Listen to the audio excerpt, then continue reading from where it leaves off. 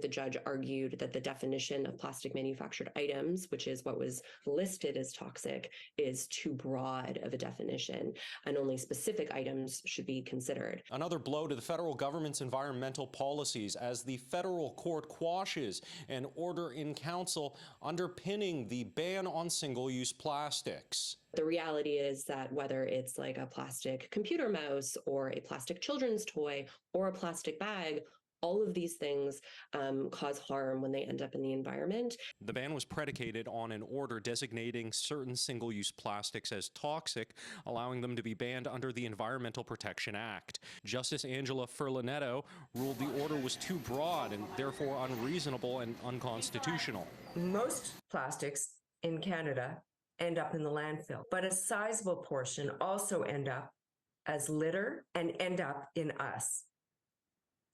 So as I'm talking, I'm noting that you and myself and that just everybody listening to this broadcast has plastics in us.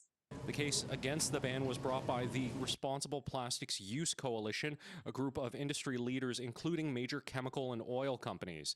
The RPUC supports the decision and in a statement say, in the interest of Canadians who rely on plastic products essential to everyday life, it believes government and industry can work collaboratively to reduce plastic waste.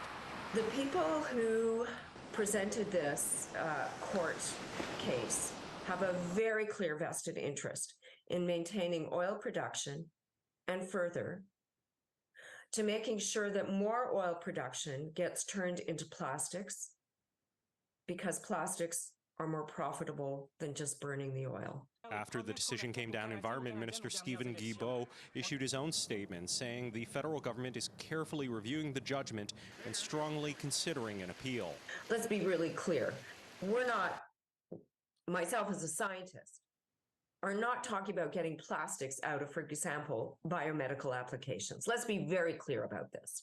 We're talking about eliminating the use of single-use plastics that clearly, with ample evidence, clearly these single-use plastics end up in the environment, and some fraction of that ends up in us. In Ottawa, Xiaoli Li, City News.